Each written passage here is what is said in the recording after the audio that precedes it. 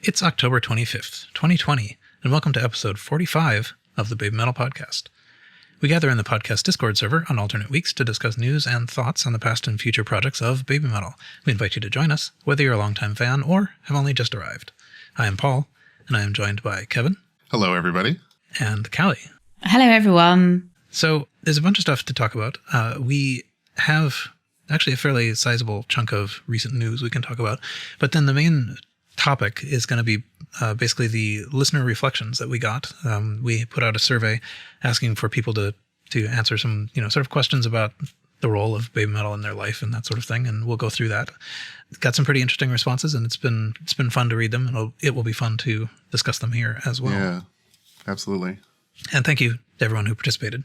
Okay, so let's see. Stuff that has happened since last time. We completed, the 5-part Hone Talk series. And I have to admit, I did not go back and rewatch it. No, I didn't either. I have not either. So it was sort of as we expected, though. I mean, we predicted pretty much correctly what it was going to be. Yeah. Just basically 3 journalists talking about essentially the framework was just sort of walking us through the decade, but kind of hosted by journalists who had been sort of covering them over the years. So it was like the first 10 minutes of a behind the music episode. Mm-hmm. If anybody remembers what those are. I don't fully. No. But it's sort of related to the pop-up video phenomenon as well, right? Yeah, I suppose. With the little info boxes that show up every once in a while telling you facts you didn't care about.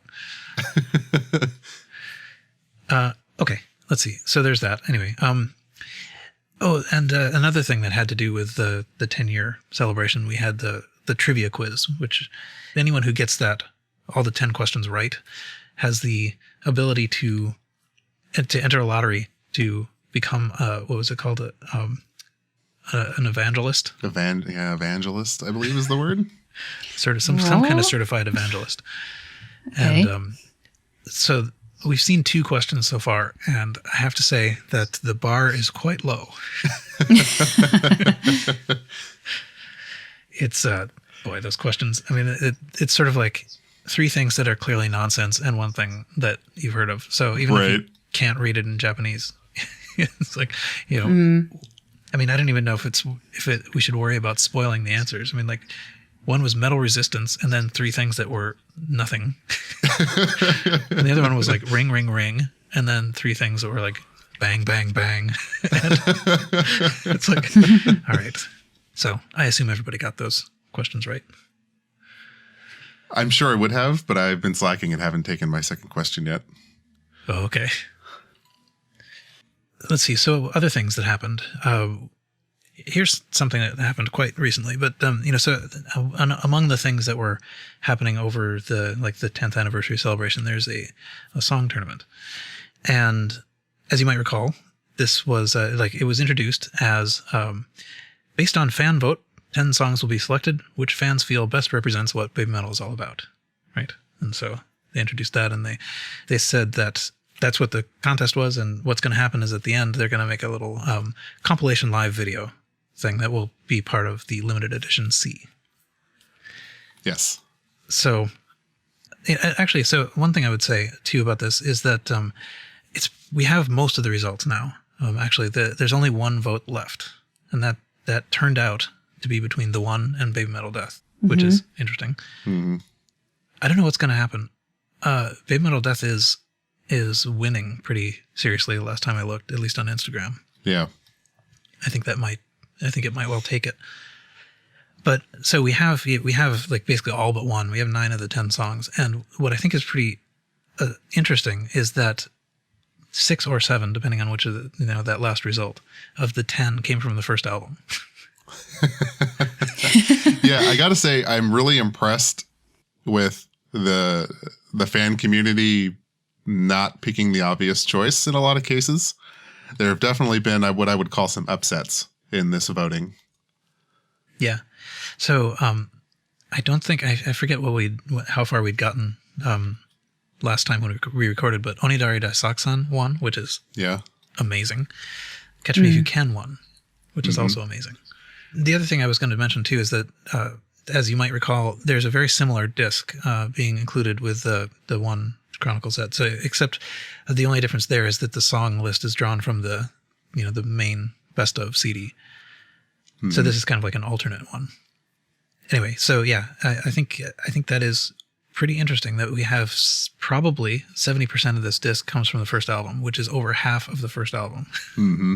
Yeah. With one song from Metal Resistance and one song from Metal Galaxy. Yeah. I would say shooting from the hip, a lot of people just love the first album. Mm-hmm. And while people like the newer stuff from Metal Galaxy and Metal Resistance, I think it's been so long since we've seen a lot of that content that people are excited to see what happens.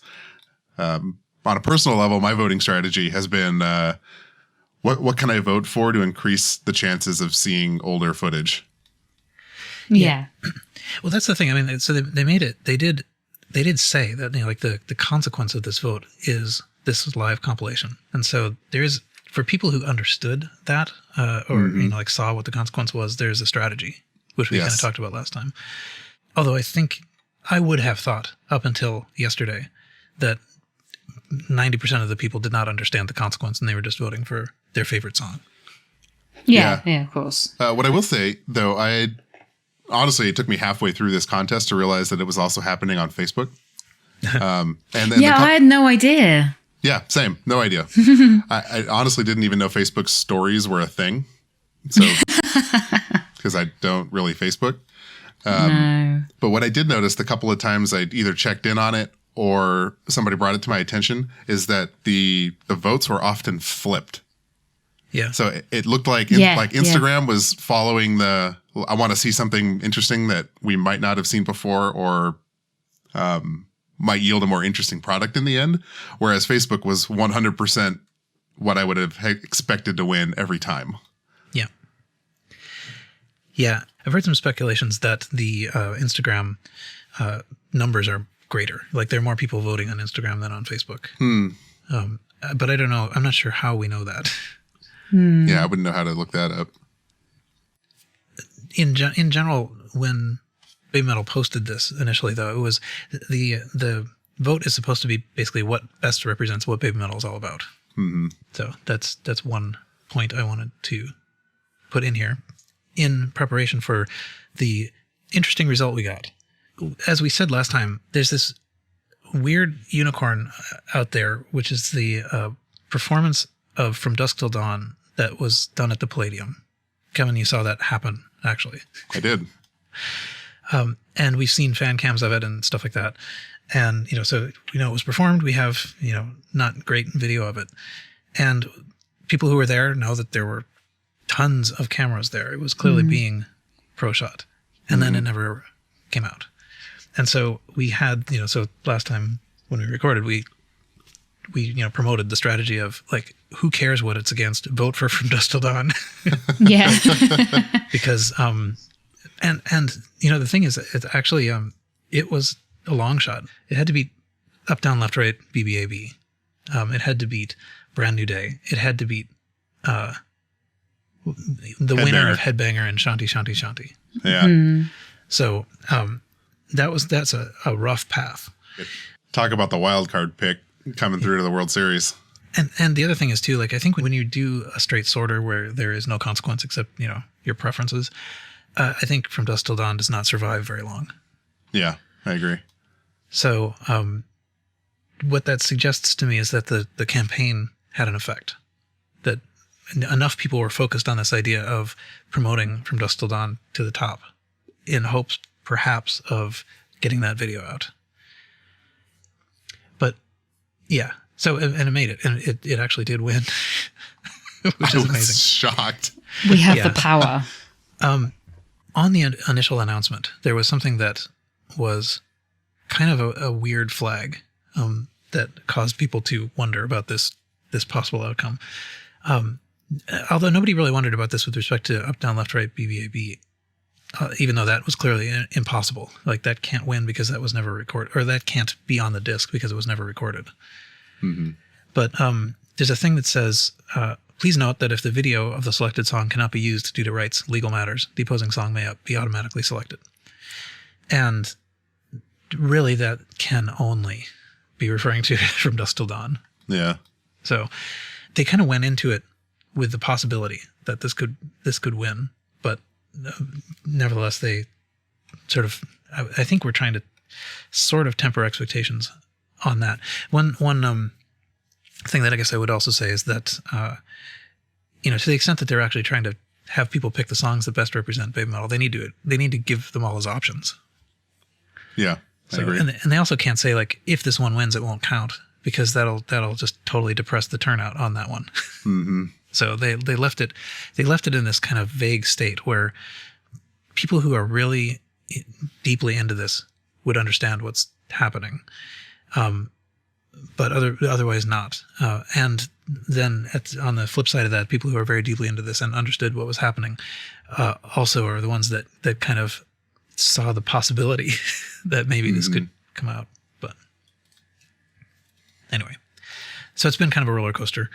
But I think now we know more confidently than we did before that there's a rights problem, that they can't release this.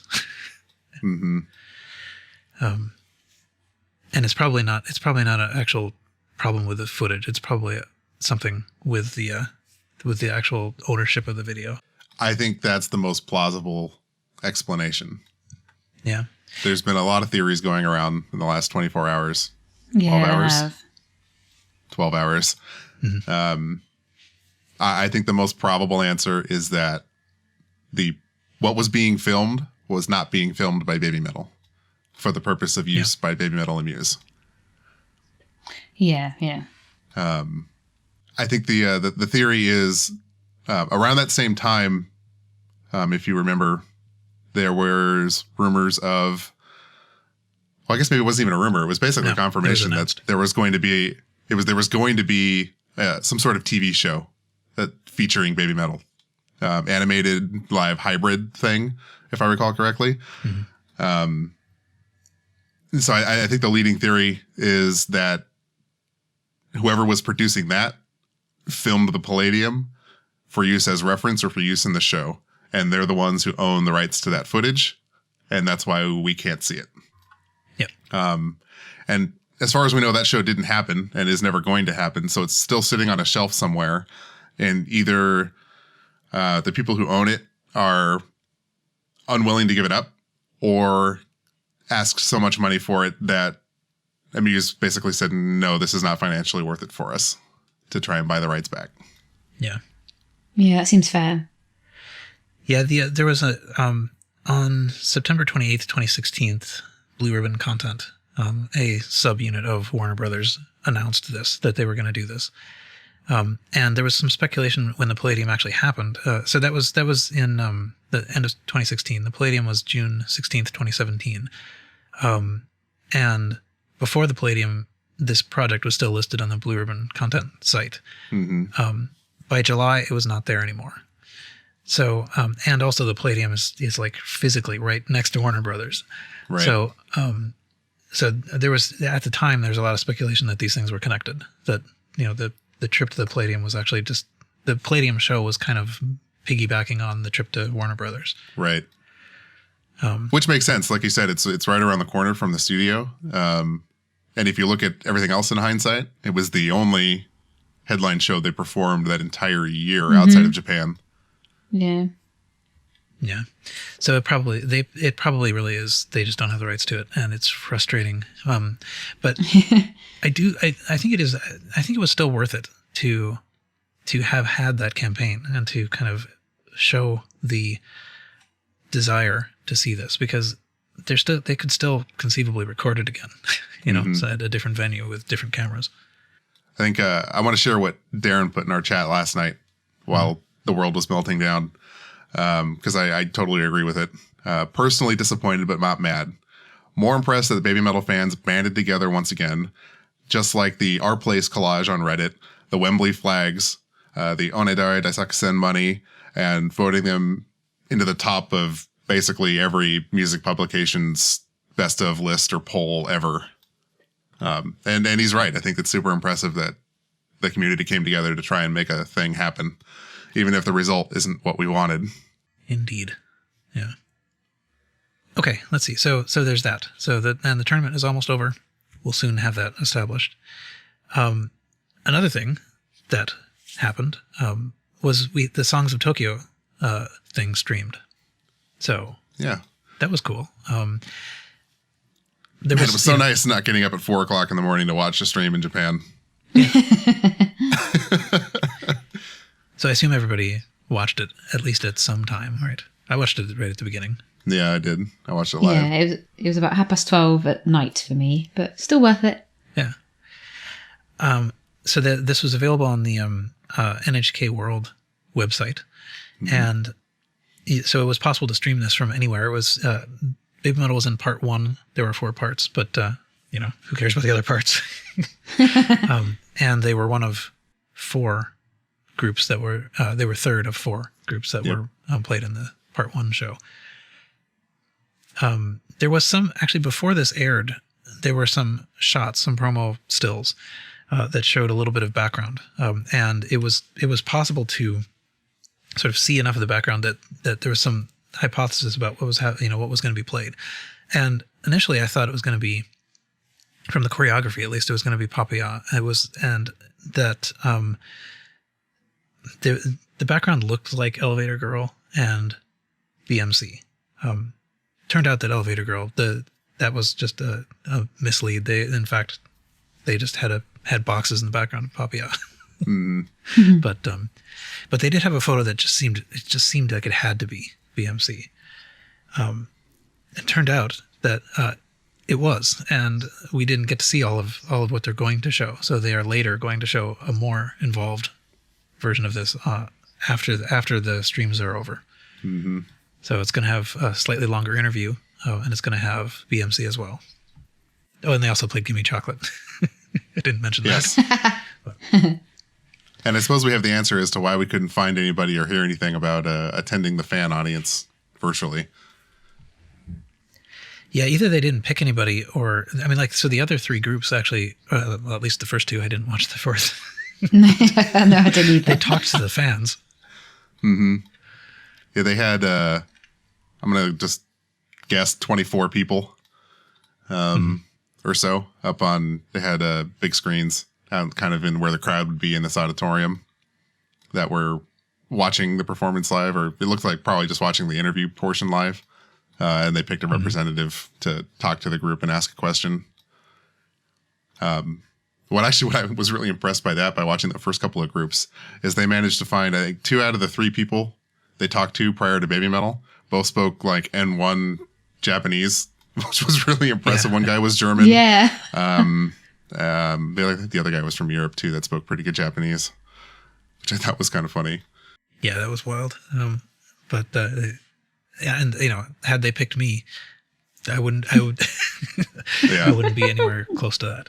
So, and the other thing too is that the stream that I watched was terrible as far as quality goes. Really? Yours wasn't HD? Oh. I mean, it was just it was like watching. Of course, actually, it was okay when it was not moving, but of course, there's fire and stuff. So. Yeah. It didn't help. The interview was okay, but you could tell the bit rate was super low because anytime the camera did anything interesting, or really there was movement faster than that of a leisurely walk, the bit rate just totally fell apart, and you got about 6 pixels, at least for me. Yeah. I did have a stream capture thing running that worked a little better. Although I noticed a couple of different people who captured this, mine and someone else's. There was a skip in Gimme Chocolate. I don't know. I mean, I guess that may have been just for everyone. I'm assuming that maybe the second time it played, that didn't happen, but it seems like at least 2 sources in North America got a skip near the end of Gimme Chocolate. Weirdly, I didn't notice that. Yeah, but anyway, so the quality was not great, but they actually did an interview, which was pretty cool. Like I wasn't convinced they were going to, No. but They haven't been on TV in years, have they? hmm No. No, I don't think so. No, not Yeah. like that. I want to say like Metal Resistance, like 2016 was the last time they kind of did an appearance on TV in Yeah. Japan. Yes, it was really nice to see. Yeah, absolutely. well, and this, I mean, like it's been a long time since we've really seen them like do something new. I mean, like they've fed us things, but Yeah, and in their new costumes, which was awesome. yeah, they look Yeah, good too. Yeah, the Yeah, new they costumes looked were stunning. amazing. I do love the color palette. Yeah, lovely. And it is kind of interesting, this X design. I mean, you know, like the X is right there in the costume. Yeah, So yeah, I think, you know, given that they were basically on a break for a really long time, it worked out quite well. Yeah, definitely. So They were both very well spoken in the interview. Message was very wholesome. yeah, and it was like, you know, Moa tried to, you know, Moa sort of said like, you know, look, everything's terrible now, but you know, try to enjoy this. This is kind of Yeah. nice. Listen to music and stay positive. Yeah. we can do that. Pretty great message. And Sue's English pronunciation was also really impressive, I thought. She did address the fans in English. Yeah. Pretty clear she's been working on that in her off time. Yep, that was pretty excellent, and it was because it was on NHK World. All the Japanese was subtitled. It was actually kind of interesting to watch, you know, before this thing came on NHK World, because everything on that channel has such clearly enunciated English. Yes. Slow and clear. I really appreciated the announcer that introduced every group because when he announced Babymetal, the English words that he chose were, like you said, very, very, very precisely pronounced, and it sounded hysterical to me. The sensation from Japan, known for their kawaii music. Yeah. So it just made me laugh. It sounded like this. It's quite possible that the reference is too old for most people or too American, but it sounded like Tom Brokaw to me, who was like a news announcer. Oh yeah, it did a little bit. Yeah, so it was neat to see this. I'm glad that they did that. It was recorded, you know, some time ago, 2 weeks ago, but anyway, so that was good. One little thing, Metal Hammer just came out, issue 341. It has Judas Priest on the cover. It's sort of celebrating their 50th anniversary, and inside they have a bunch of little blurbs from various people, and the various people include Zoo Metal and Mall Metal. So that was pretty cool. Yeah, I just saw that this morning. Yeah, I think it may have just come out today. Breaking news. Yep. In 2 weeks when you hear this. Exactly. Yeah. But yeah, so Sue Metal says, congratulations on your 50th anniversary. Ever since we collaborated together 4 years ago and you told us to stay metal, your words have always stuck with us and it gave us the courage to believe in our music. We hope to see you again soon. And Mall Metal says, a big congrats to Judas Priest on your 50th anniversary. I vividly remember our first encounter was at a festival and the band was immensely kind to us. It's always been such an honor to see the legendary metal god, and we can't wait to see what the future has in store for the band. We love Judas Priest. You know, exclamation points everywhere. Yes, everywhere. Yay. What I thought was very funny about that is actually like this somehow, even with this, it felt like I could tell who was whose. Yes. Like Moa sounded like Moa and Sue sounded like Sue. Sue's is kind of like straightforward, you know, I'm giving you a congratulations, as is Yeah. proper. Yeah. And Mo was like, we love you. Yeah, and so the other big thing, I think it's possible that this news is actually more recent than even our previous recording, like altogether. Is that turns out Bring Me the Horizon is releasing an EP that has a song featuring Babymetal on it. We didn't know that last time we recorded, did we? I don't think so, no. No, I don't think we did. Yeah, I'm just trying to remember. Yeah. So that is surprising. I mean, sort of. October. I guess it would have been more surprising if it had been like Weird Al Yankovic or something. But we didn't see this coming, even though they've been talking about Bring Me the Horizon, and they had them open for them in Japan and stuff. I remember thinking back during, I don't know when, the like Download Festival or Glastonbury or something, that they were planting Bring Me the Horizon's name a lot. Like, and I guess that was, I in the end, I kind of figured that was just in anticipation of the world tour in Japan opener. Like after the fact, when we discovered that they were going to be opening, I figured maybe that was why they were dropping their name so much. But this could be part of that as well. Yeah, I think so. Nothing is by accident anymore. Yeah. Well, I always have this kind of belief, like, we're supposed to willingly suspend our disbelief, but really they only say stuff like that when it's already basically done. Right. We would love to collaborate with you means that was fun recording that thing. Mm-hmm. But yeah, so anyway, the song, the EP is called Post-Human Survival Horror, and it's basically, I think conceptually, somehow related to being, isolated through the pandemic. Mm-hmm. So they, at least, I'm not sure exactly. They said something like, this was sort of constructed during this time, when everybody's kind of stuck at home. Although some of these songs have been out for a while, so they weren't all recorded in this time. Right. So it included, it included Ludens for sure.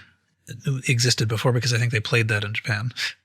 And Parasite Eve and Obey with Youngblood were out before, and Teardrops got released along with the announcement. So there's a few songs that are already out and a few songs that are not. The one we care about, well, actually there are two we care about, really. The main one we care about that's credited is called Kingslayer, featuring Babymetal. There also is another song, Itch for the Cure, When Will We Be Free, which is another song on it that does not say featuring Babymetal, but is nevertheless featuring Babymetal. Oh, I did not know that. So, is it? Oh. It precedes, it's the song before Kingslayer on this EP. Ah, right, okay. Huh, okay. But, so this is exciting. It's pretty weird, but, so anyway, this will be out fairly soon. Anyway, we look forward to that. Is that it? I think that's it for the non-topic stuff. That sounds about right. Okay. Okay, so now I guess we can turn to the main topic of the episode now that we're however many minutes in, which is the survey that I mentioned at the beginning. So I don't know if Kevin, if you wanted to describe that, and we can maybe talk about the demographic stuff as well. Yeah, sure, I can do that. So Babymetal's been around for 10 years. That's pretty cool. We decided it would be fun to see what our listeners and anybody who would stumble across our survey kind of had to say about that. So we asked a series of questions kind of reflecting on the last year, which I think is important because 2020 has been kind of a train wreck for everybody. So I thought it would be interesting to see and contrast what people have thought in the last year versus reflecting on the last 10 years that the group has been around. So we asked a series of questions that kind of captured that information. And we also got some demographics just because I was curious and wanted to see who was out there, who was listening, and if that led to any interesting revelations onto what people are answering from where, if that makes sense. Mm-hmm. So we had 50 total responses, which, thank you so much for everybody who took the time to submit something on our survey. We really do appreciate that. Some of you definitely took your time and were really thoughtful. And all of these have been just a joy to read. And apologies in advance if we aren't going to feature yours when we get into talking about them here, because to be frank, we got more than we expected. Yep. And the response was quite amazing. It really was. And we'd be here for 4 hours if we really wanted to go through all of them, and we just can't do that. So like I said, we got 50 responses. Interestingly, I think, we tried to capture age, and it's split almost evenly from 18 to 65 years old. It cuts up almost perfectly at 24%. The outliers being less than 18-year-old and 56 to 65. Yeah. Which is really pretty interesting, and I think that speaks volumes about the fan base as a whole. Yeah, I wasn't expecting that, actually, to split out quite that. I wasn't either. Evenly. So if you're in our chat, you can see that the age responses are in fact pretty darn even with a couple of outliers.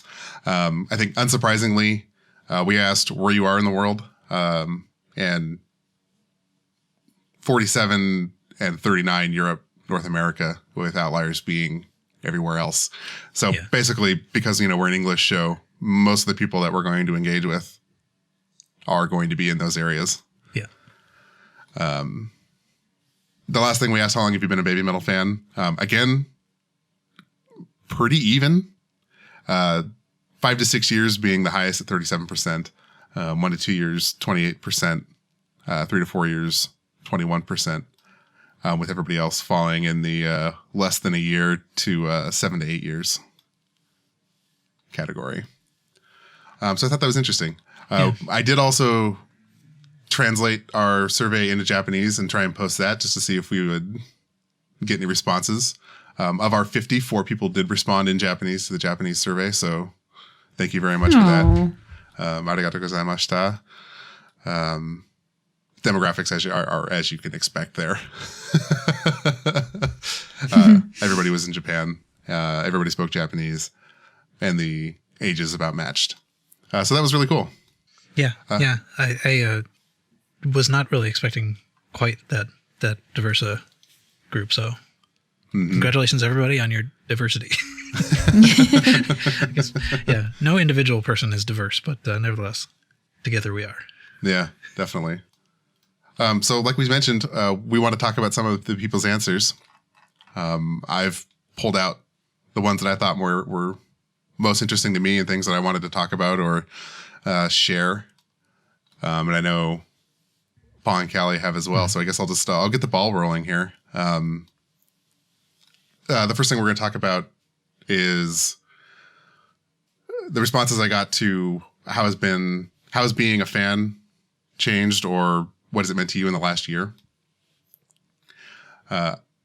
Denodo responds with, I'm a new fan. I found them this year in March thanks to the Crunchyroll collection that used Papaya as a soundtrack. In 1 week, I was headbanging to Mini Patty, which is incredible. Babymetal have brought a joy in my life that I can't explain with words.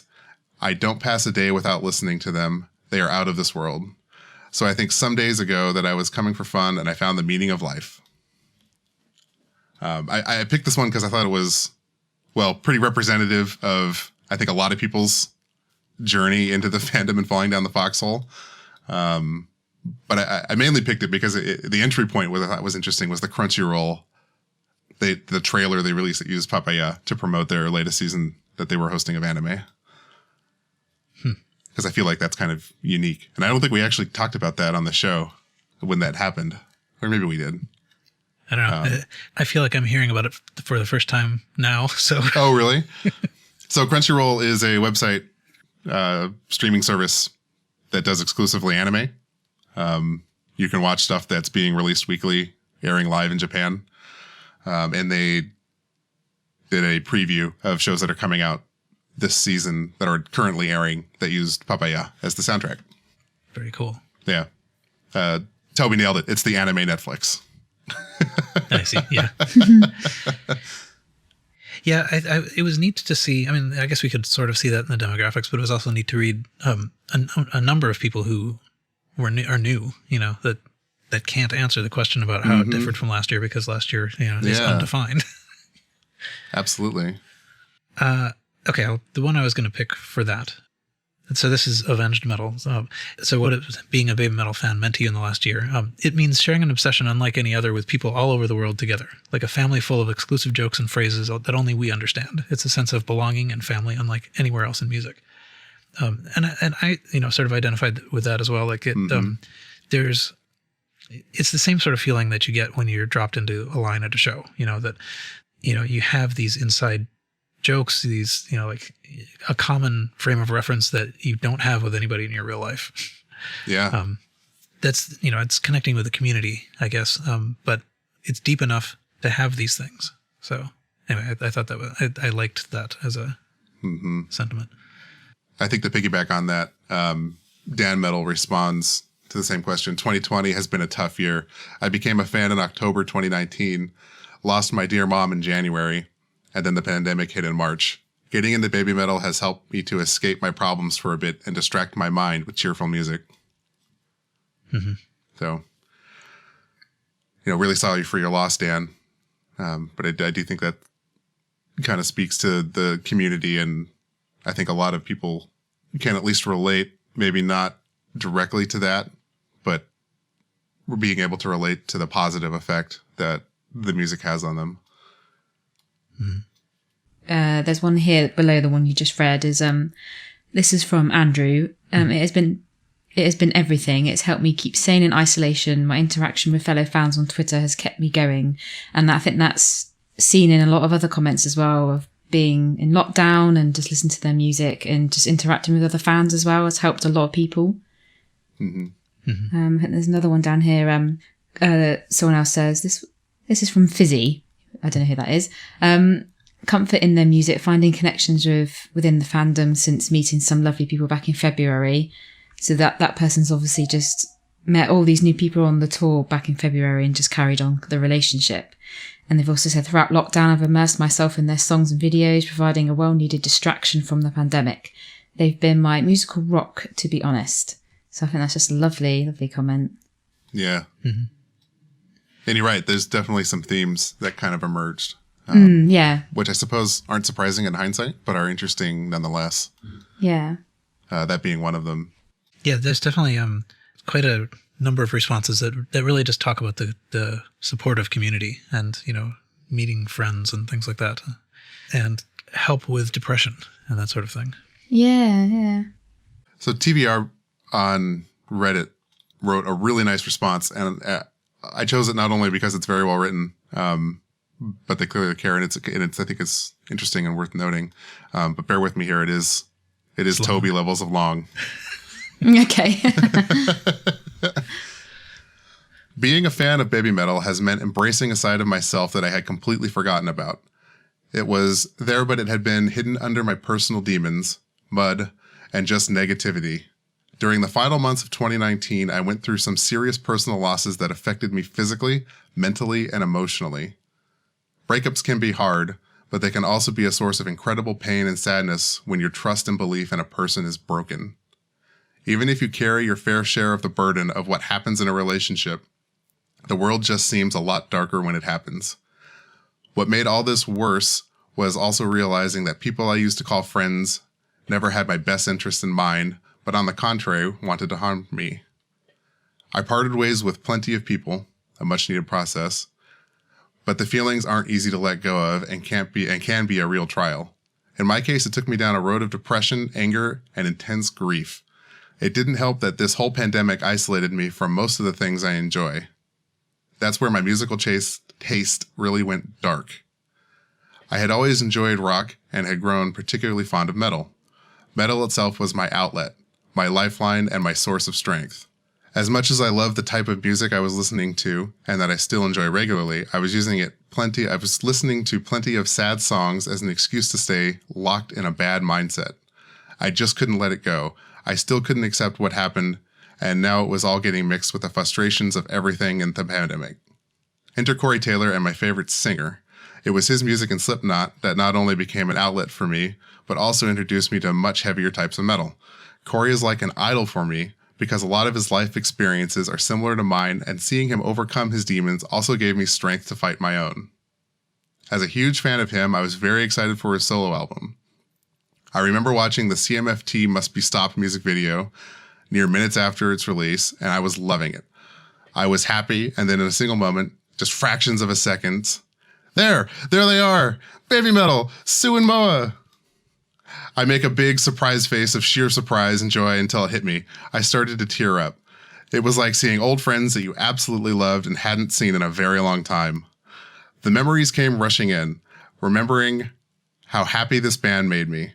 I had forgotten all about them, and though I say with regret, I am also thankful to have rediscovered them that day specifically. I hadn't seen them in months. I learned about them in the summer of 2019 and was blown away by both Papaya and, more importantly, Karate. I went through a short binge back then and I became a fan, but the last I heard of them was the Starlight music video. I remember being very saddened by the departure of Yui and learning the story behind Mikio's death. It was truly heartbreaking stuff. Life went south for me shortly after and I just forgot about them. After wiping those tears, I learned they had released a new album a while back and that they had been extremely successful with it. I learned how strong they had fought to evolve and change in spite of the challenges. I felt inspired by them and their tenacity. Any other regular band would have given up, but not those girls. I then binged their music again, reconnecting and learning as much as I could. I listened to Metal Galaxy in its entirety and was in awe. Song after song, I just felt joy, happiness, motivation, and hype. However, it was Brand New Day that changed my life. Without understanding the lyrics, I just connected with this song, and most importantly, the dance. I then checked out the lyrics, and boom. I got the message that I needed. I didn't need to carry that weight anymore. I didn't have to keep myself chained to grief and rage. I can be happy. The days that I lost and suffered through were hard, but they are in the past and I'm still standing and moving forward, succeeding in other areas. Today can be a brand new day. And if I ever feel sad, if I remember how those moments made me feel, then it's okay to break sometimes. I still have other days in my week to keep trying, to keep pushing my boundaries and grow.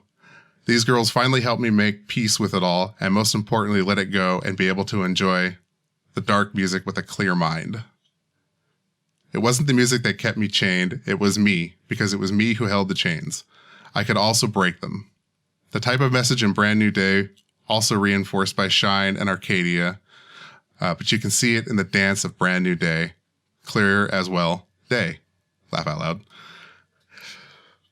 When the girls all make their sobbing pose near the end, they then open their arms, they wake up embracing a new day, a new moment, a new perspective of life with perseverance. It is also highlighted by the snapping of the fingers as a signal to me that means, wake up. The rest is history. I'm a Kitsune through and through, and with a debt of gratitude to these girls who have also become idols and friends in a way. They've inspired me to look at life differently, to remember my fun-loving side, and the kindness of good in my own heart and that of others. That light can overcome any darkness, after all, and I'm still pushing forward with life, because we are the one. Forever on the road of resistance, TBR. Amazing. Wow, I don't even have any words to describe. Yeah. Awesome. Yeah, absolutely incredible story. Thank you so much for sharing that with me. Clap for Yeah. him. Yeah. And a lot of thought and time put into putting that together too. Yeah, absolutely. Yeah. You know, again, you know, it fits the theme, I think, that we were talking about 5 minutes ago when I started reading this. This group's inspiring. You know, it's saved a lot of people, I think. And, you know, the more we reach out and kind of dive into the community like this, the more these stories start coming out. And it's amazing to me every single time. Mm-hmm. Let's see. I think maybe a couple of shorter ones. One I thought was interesting was from this Joshua Babymetal, I think. Who knows if I'm pronouncing people's names right, but being a Babymetal fan in France is uneasy. Many friends and other metal fans are unaware of the band and how Babymetal is nowadays. They still consider it an Asian band with young girls dancing as it was in the early years. After listening to a few songs, when I succeeded in getting them to, and viewing video from live shows, some changed their mind, but not so many. The band have press media coverage, but it's not enough to give them the notoriety required to be in the mainstream. The 10th anniversary event and the last songs gave a handful of help. Maybe a bigger presence on social media could do it. I hope I could invite friends to see a live concert soon to enjoy it and share the happiness with all. And I thought that was kind of neat, interesting, you know, partly just because I can kind of identify with that feeling. Like I would like them to become more famous so that like I can talk to more people about them. You know, Sure. because I think as even this time we've noted that, a lot of us don't have many people in like real life. Yeah. That know even who these people are, let alone appreciate them. And there is there's a reflex reaction to it that isn't necessarily positive. Yeah, it's an interesting point. I remember when I first was getting into this whole thing, I was very, not embarrassed, maybe apprehensive to try and share this with my other friends just because of kind of the stigma around it and what I would expect the expectation or the reaction would have been. I think I've grown past that. I just share this now with everybody and I could care less what people think. But I definitely relate to the sentiment. Yeah. Maybe I'll just put in a couple really quick ones. Corvine wrote, "The music and live show videos have provided escapism from the general horror of 2020. I think that is accurate. Yeah, very. Let's see. Lucifer wrote, "They meant so much to me. I was fairly depressed and pessimistic. Then I stumbled upon Babymetal, and through them I achieved to smile again, be optimistic, and motivated again." Awesome. Yeah. So one more on the first question. This is from Toby, the other author of large texts. But and actually I think featured in one of probably our longest podcast episodes that we've ever recorded. But yeah. But yeah, so Toby says, when I think about what being a Babymetal fan this year means to me, I can't help but immediately think of the original concept of the Metal Galaxy album, The Light and the Dark. Let's talk about The Light. We had a new album, an incredible tour in support of it, and personally I got to make countless new friends, some of which are now like family to me.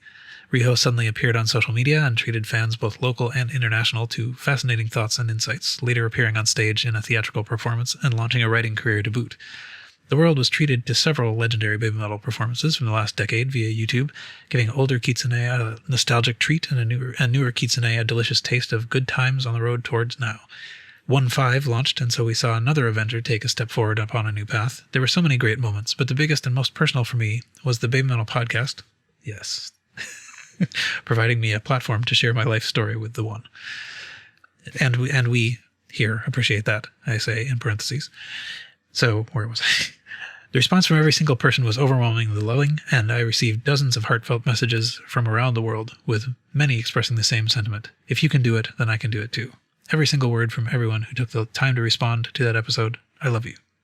That being said, I would be remiss not to mention the dark, the flip side of the coin from all of this positivity, if you will. Parts of the world that were yet to host Babymetal sadly saw their dreams slip from their grasp as shows were gradually cancelled, and a second tour of Europe was postponed. Riho expressed subtly worded concerns about the tone and content of messages she was receiving on her social media at a time where we lost Hana Kimura and Hina Takano to the Demon of Tragedy. The surge of interest and excitement that erupted in the wake of the YouTube shows was answered with a cold, unsettling silence from official Babymetal social media, aside from the occasional nudge to spend money on merchandise. And in response to this deafening silence, the one would occasionally descend into civil wars sparked by ill-considered social media discussions. It could also be said that the much-anticipated XX Day 10th anniversary event amounted to little more than an opportunity to milk the fan base dry at a time when the world was plunging deeper into financial crisis. Ultimately, what this year has meant to me as a Babymetal fan is an awareness that the bonds we forge because of this music can be fragile, but a day will come where the one will become whole once more. And in a time of despair, this fills me with hope. So, in classic Toby style, a roller coaster that ends positively. Can I just say that there are several of you after doing Kitsune Moments and after this last survey we did that should seriously consider a career in writing. Mm-hmm. And I mean that sincerely. But yeah, once again, I think Toby hits everything on the head that's worth hitting. Mm-hmm. Yeah. And, as we record, we are just coming off, as we mentioned sort of at the beginning, off the discussion of the From Dusk Till Dawn vote, which did cause a bit of a kerfuffle, shall we say. Yes. So all of this is well taken. But it is something I guess I didn't actually say in response to question one. But there were a number of people who kind of mentioned this as being kind of like a family. And I think kind of like a family at holiday dinners with opposing political views sometimes. But yeah. Anyway. Yeah. I think that that pretty accurately sums it up. But I think for the most part, we always come out on the other side okay, and the family is still intact. Yep. Okay. Yeah, we can maybe move to the next one. I think for the most part, the future questions we will cover in less depth. Yeah.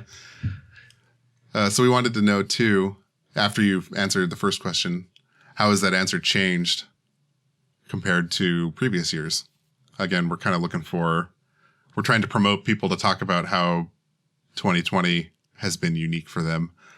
Reddit user Innicity Pressure responded with, the 12 months that ended after October 19 were exhilarating. I was impressed and humbled and excited by the new music, the new videos and interviews, and their concert appearances. I was moved by how powerful they had emerged from their previous dark times, more committed than ever, and I was eagerly looking forward to how they would surely conquer the world in 2020. But for most of 2020, I've had to be content with keeping the flame alive, secure in the knowledge that they will return again in triumph. And I picked that one because that was, I think, kind of encompassing of the theme of this question, of the responses we got. But, basically they built up all this momentum and then got shoved in the closet because of the pandemic. So it's been hard. Yeah. So the next question that we asked was, what is something Babymetal related you were looking forward to that was canceled because of COVID-19? So the salient thing of the, majority of 2020. Mm-hmm. And I guess I didn't pull a lot of things out from that, but there were quite a number of people who had concerts scheduled who were going to travel to Japan that, couldn't go, that the things were canceled, or, whatever plans they had made to be in Japan in October didn't happen.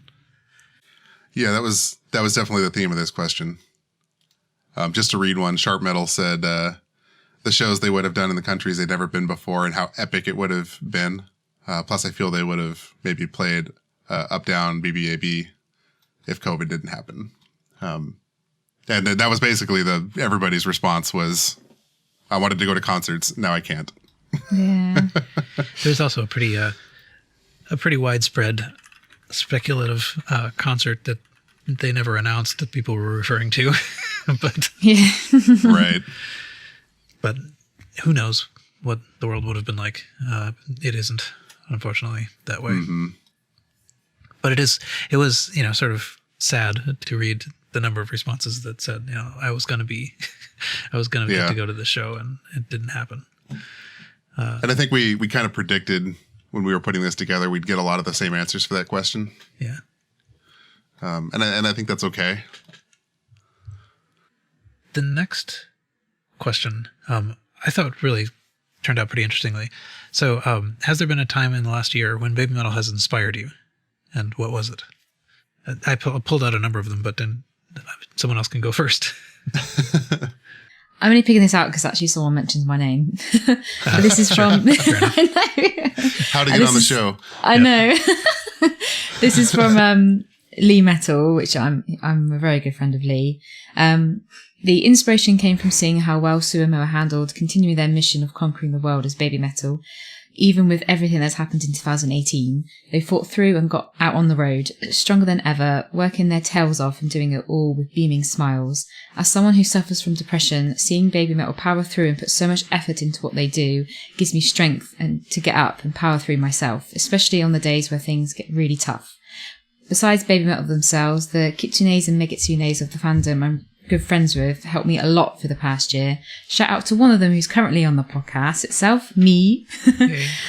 One of the biggest reasons for me even travelling to see Babymetal multiple times in different countries is because of the one and how much I feel I'm a part of something special with those people. They're the kind of family I always wished for and was so blessed in finding them through Babymetal since 2015. Yeah, so that was lovely. Thank you, Lee. Awesome. So I'll say it again. It's just always interesting to see the themes that always emerge. We had some of these same themes, I think, when we did Kitsune Moments at the end of the year. Mm-hmm. I guess that was 2 years ago now. Holy crap. Yeah, wow. I guess it is getting close. That's pretty weird. That is pretty weird. We've been doing this a while. Yeah. Well, I guess, yeah, if you're approaching 50 and you do it every other week. Yeah. Yeah. I guess that math checks out. Yeah. One thing that I thought was interesting about this was that we got a number of people talking about artistic endeavors. So that was, that actually wasn't really what I was guessing we were going to get out of this question. Mm-hmm. But so I'll mention maybe a couple, and maybe I'll mention a couple more later too. But so Prue said, they inspire me to keep living every day. I also want to become a costume designer, so their outfits inspire me very much when designing. I thought, oh, that's interesting. TO4 Metal wrote, after the discovery of Babymetal, the inspiration to draw again occurred, which actually helped me get through this really crappy year of 2020. Mm-hmm. So. Oh, yeah. One of the ones I pulled out was actually somebody who wanted to remain anonymous. I can personally say that it affected me as a frustrated music enthusiast, and because of Babymetal, influenced me to finding mostly Japanese music. Babymetal also cured me from anxiety and depression at times. If I feel uninspired at times, I listen to them and dig deeper, and that has led me to become a Fouquet as well.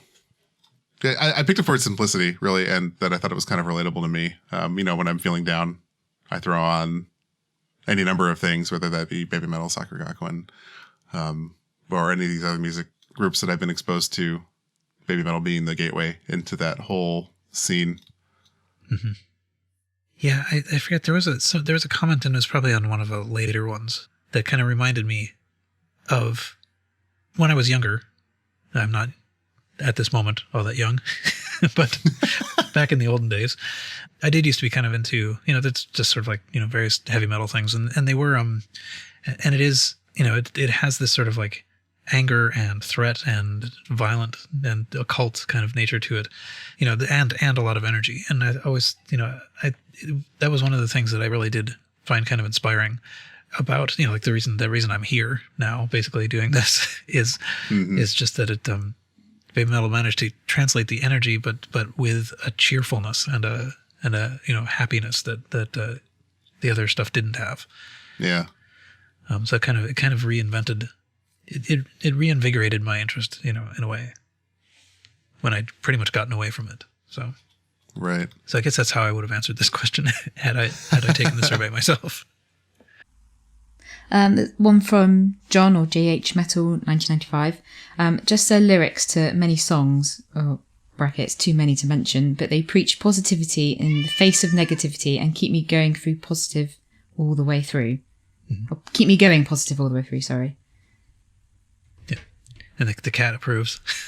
Yeah. Did you hear? Yeah. Yeah. No, I think, on that one, I was thinking too, I was going to say, we've I guess we've talked a little bit about the lyrics to some of the songs, and there's been some really kind of interesting videos recently being posted about sort of like the depth and stuff behind these lyrics. And it is surprising in a way how complex and I don't know, deep some of these lyrics are, maybe particularly the early ones. Mm-hmm. But there is really there's something to it. So, right. So now we're going to move into questions that kind of talk about and reflect on the last 10 years of the group. The first being, what do you think was Babymetal's biggest moment of the last decade? So there was definitely a theme with this. I would say the overwhelming majority of responses picked Tokyo Dome and expanded on Tokyo Dome and why they thought it was their biggest moment of the last decade. I picked an answer first that acknowledges that, which I thought was interesting, but it goes in a different direction. I know most will pick Tokyo Dome, but for me it was Budokan. Their first major show with the Kamis performing throughout, with Yui and Moa singing live, performing all their songs back to back, announcing their world tour. We also saw how professional they really were, continuing on after Yui fell off the stage and Moa fell on the walkway. They were no longer just little girls singing and dancing. They were tough as nails. Other bands would have stopped, but they kept going, and then they apologized for the mistakes. Amazing, says Loon. Yeah, I think that is well said. Mm-hmm. But yes, the Tokyo Dome was the overwhelming response. Yes. Tokyo Dome was the overwhelming response. There were actually quite a lot. Even though that was the overwhelming response, there were quite a number of people who said other things. Yeah. So Stephen Colbert was mentioned once by Andrew. Mm-hmm. And I'm surprised actually that was only once, but that was pretty, that was certainly a biggest moment, well, defined in one way. A couple of people noted the release of the Gimme Chocolate video also as the biggest moment. Yeah. Another couple I want to call out are actually from our Japanese survey, from anonymous users in Japan who took the time to fill it out. Nama kamibando suketa koto, which translates roughly to the introduction of the kami band playing live. I pulled that one out because it's not something I would have thought of initially, but I would definitely, in hindsight, after hearing it mentioned, would say, yeah, that was kind of a big deal of the last 10 years was transitioning from the playback track to live musicians. And I wonder how many people or where they would be now if they did not do that. Because I got to say, I don't know that I would have become as big a fan as I have had they not done that, because I was definitely into the music and the kami band first. Yeah. I don't know where I would be on that. But I suspect that I would not be quite as involved.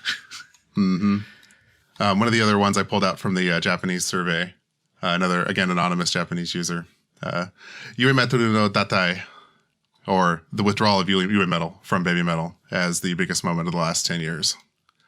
Again, another answer, while, kind of short and simple, I would not have thought of like that, if that makes sense.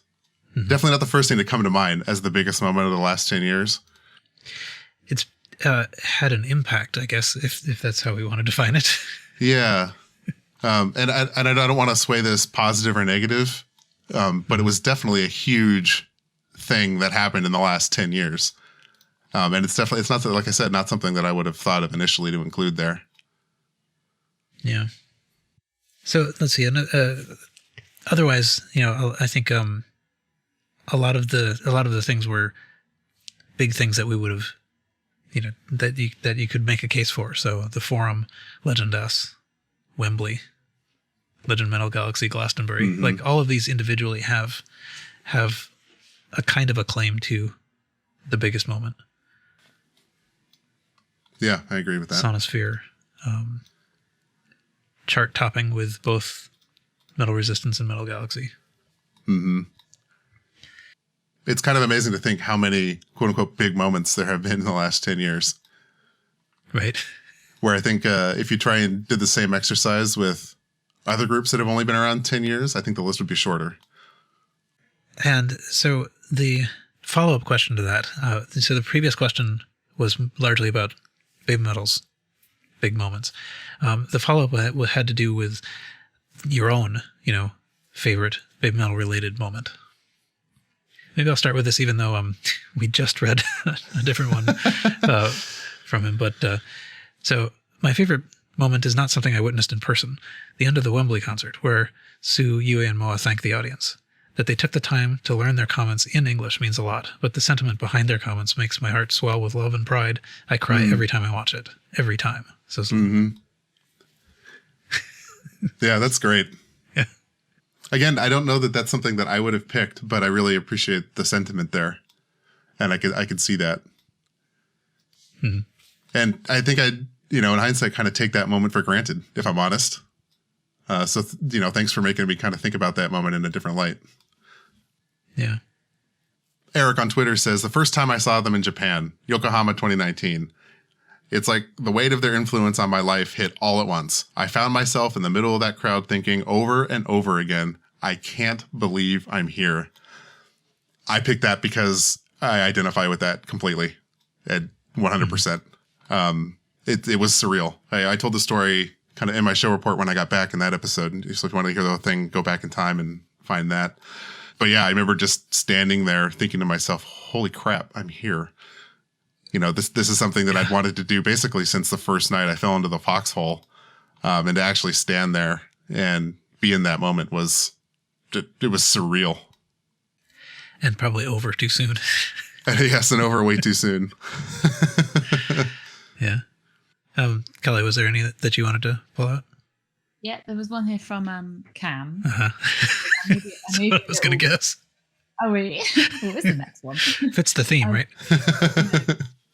You said maybe a little biased, but for me, it was the forum in America. Spending roughly 19 hours with Kitsunes and meeting so many people, including you guys. So I met Cam. I don't know if you two met him. Mm-hmm. I met Cam. Yes. Yeah. Yes, that was nice. When I pulled out for this question, favorite moment of the last 10 years, just for its simplicity, and I thought it was amusing, was from Peru. Lamau, too many to choose. Probably just the whole summer of 2019. I was expecting a shit comeback and was pleasantly surprised. That's it. Yep. I thought that was hysterical. Because I think that's something we probably have all thought before. At least I did. Being pleasantly surprised, expecting, not knowing what to expect when they came back last year. Yeah. Yeah. I just thought that was funny. Let's see. I have one more here. Sure. My first Babymetal concert in February 2020. I never was at a concert before, but in February I went to Sabaton, and shortly after that to Babymetal. Seeing fans I talked to through the internet in person, and seeing Sue and Moa in person was a very emotional experience. Especially Road of Resistance when we all sang together. I never experienced a feeling of connection like that before. Now I understand what Babymetal means and what they say about "We Are the One" from Lucifer. Nice. Okay. So the next question we had was, since becoming a fan, how has your life changed, if at all? And this is actually the one that I remembered from before. So I'll read the one that I was thinking of. So this is from Colonel, I guess you'd say. I've got back into metal music, which I neglected for years. I've bought more music this year than in the last 10 years. And I identify with that, that this was for me as well, kind of bringing back something that I used to be important to me, but I'd kind of left aside. I had bought, much or listened to much or whatever prior to this. Suddenly getting kind of like dumped into this dumped into this group. So one I'm going to call out for this question, since becoming a fan, how has your life changed, if at all? Because I think it's relevant not only to the last couple of days, but kind of the last month. I'm definitely more tolerant of others' opinions. How am I going to criticize what other people like when my favorite band consists of a teenage, at the time I was introduced to them, girls singing and dancing to metal music? And that's from Darren. Mm-hmm. More tolerant of other people's opinions. Yeah.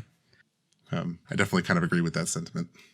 So this is from Blue Eyed Stray. Before Babymetal, I definitely would have never spent this much money on a band. But jokes aside, they also introduced me to more metal music and overall just made me become more open to other genres and genre-breaking music. Mm-hmm. Mm-hmm. So true. Yeah, I definitely see myself in that comment as well. Definitely. Ray, I'm not even going to try. Ray on Twitter. Yeah.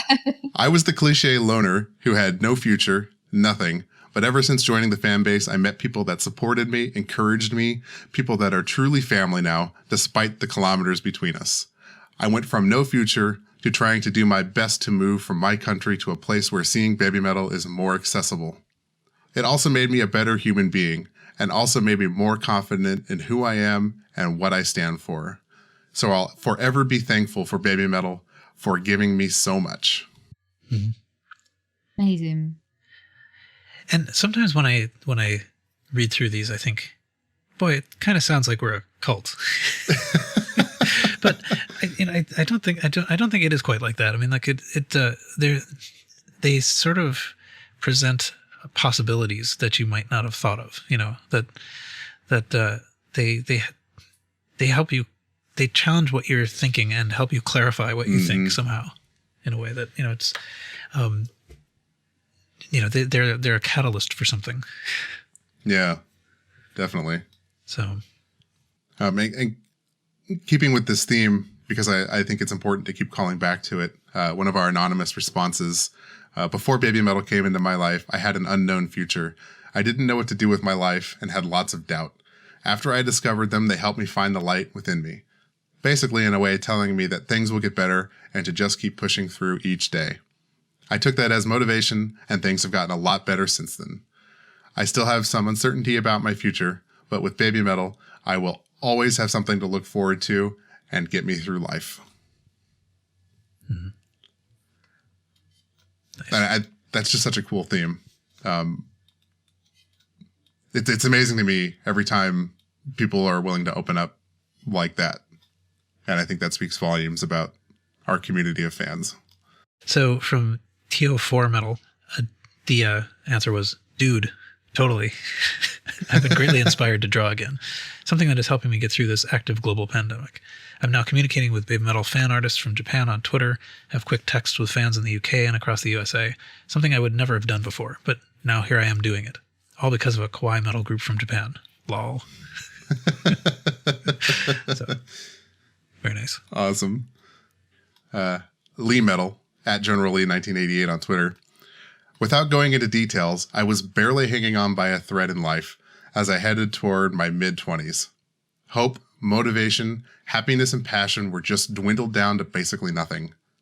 Addictions to the likes of alcohol and various pills also plagued me. Adding to that the already existing depression, loneliness, and anger, I was a recipe for disaster. To be brutally honest, still being alive today is very surprising to me, considering the number of times it could have been and almost was the end on multiple occasions. It's worth noting that I'd also lost interest and passion in discovering newer music for the most part, which had once been the biggest part of my love and pastime. Until one day in the summer of 2015, I stumbled upon a miracle. That miracle was, of course, Babymetal. The discovery was my first step. The foxhole was the second step. The third step was meeting all the incredible Kitsune friends that would end up becoming like my second family. As I said, long story short, kinda, but in the 5 years since, I'm completely clean and sober, the healthiest and lowest weight I've been since my teenage years, and the happiest I've probably ever been, and making progress every single day. There's still uphill battles to climb, of course, but it's all worth it. To think that all that can stem from a simple scroll through the related video section on YouTube, then bam, your life takes a complete 180-degree turn. I'm truly blessed and thankful every day that I found this band and these fans. It reignited my love for music as well as my love for life that I never imagined regaining ever again. Kitsune's up for life. Excellent. Yeah. It somehow feels like there's little to say that it doesn't sound too trivial. Yeah. Yeah. I, again, impressed with the willingness of people to open up. Like, what an incredible story. And there have been so many incredible stories in these little data collection projects we have done. Yeah. Maybe I'll put in one more here. So this is Paul said, it's changed a lot because of Babymetal, I have traveled all over the world and met some of the most amazing people in my life. They've taken me to Japan many times, to the US, and to several cities in Europe. I don't know what my life would have been like in the past 6 years without them.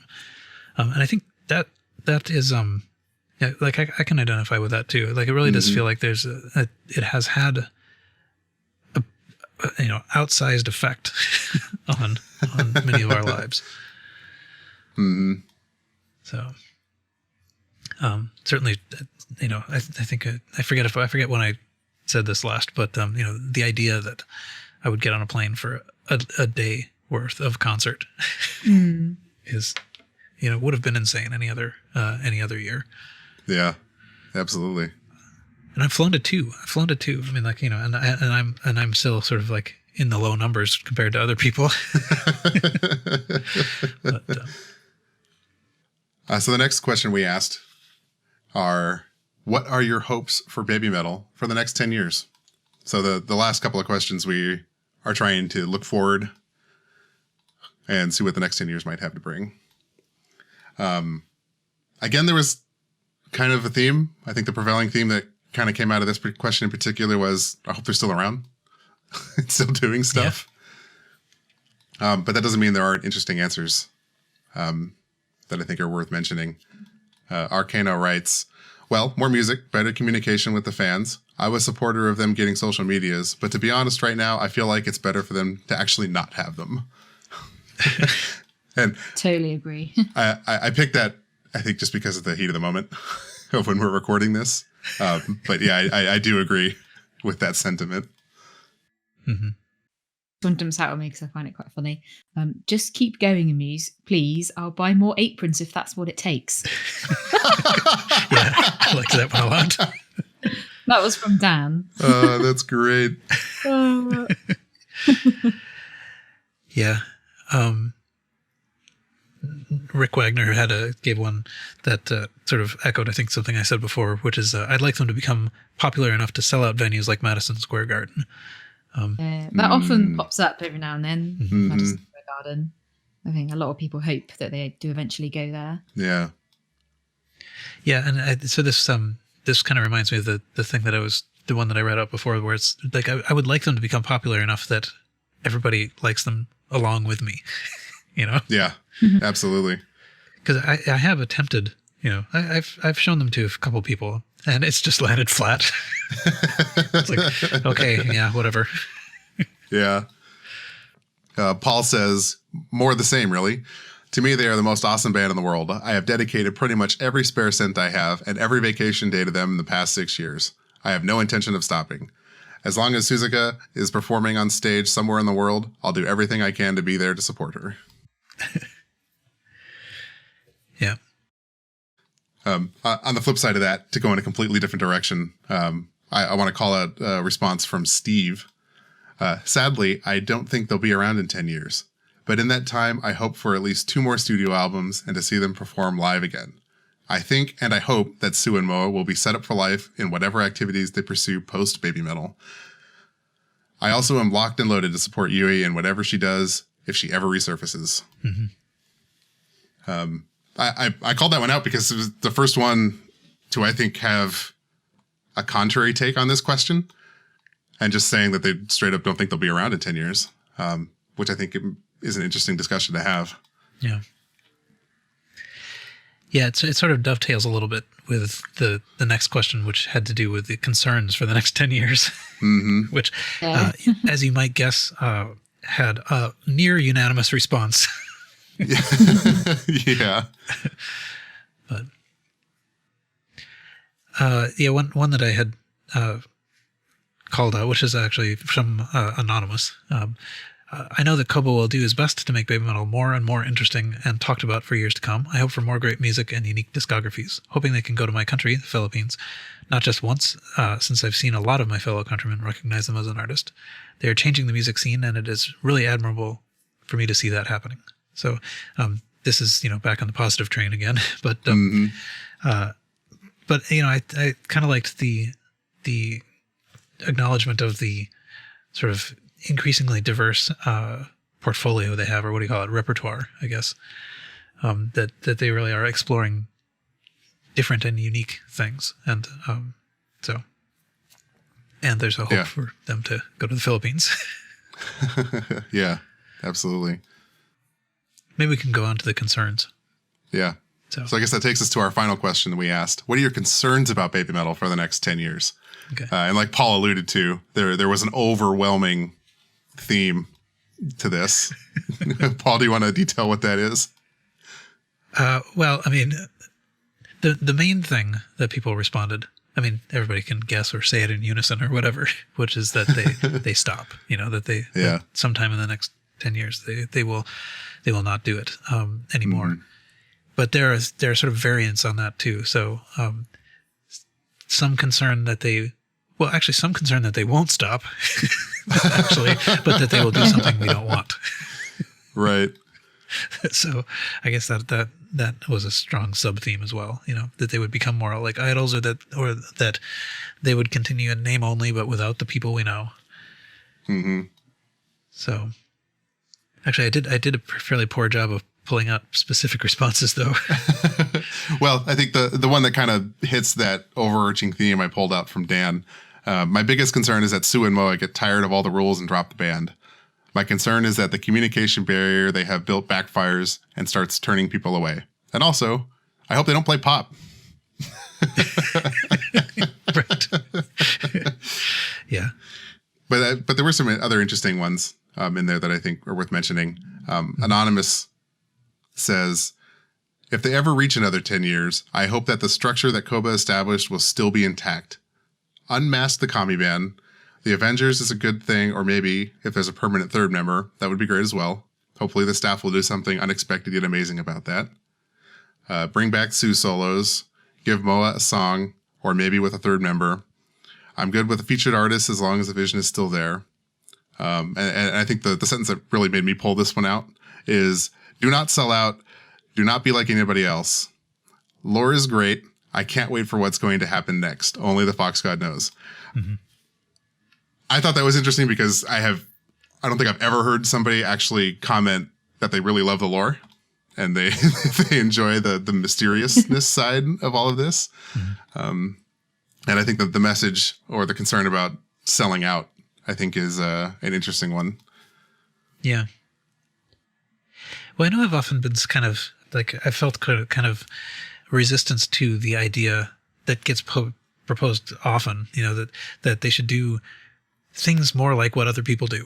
Mm-hmm. Like other groups do X, so they should do X, right. And whatever that is, have social media or have food blogs or whatever it is, and yeah, it seems to me like, if what you want is a band or a group that does one of those other things, then go find one of them. They do exist. That was part of the premise.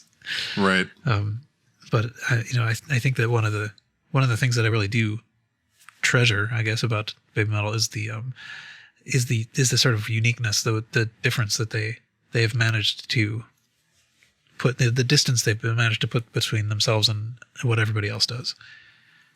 So right. So I guess I worry about that a little bit. If they were to become more like everybody else, then they wouldn't stand out, and then we wouldn't. That's not really a path to them becoming megastars or whatever. Right. And I mean, that was always kind of a worry, as the thing that they were sort of at the beginning, which was like, little girls playing metal, sort of stopped being the thing that they could be known for, so, right. So they really had to shift to something. Mm-hmm. And the risk is that they would wind up being just like, one of many other acts. So. Right. The last one I pulled out because it was so different from everything else, and I think is interesting, is a concern about their privacy. Lisa says, as they become adults, I would hope that Sue and Moa continue to be afforded their privacy. Mm-hmm. And I suppose that kind of, in a way, relates to what you had just been talking about with regard to lore and being different.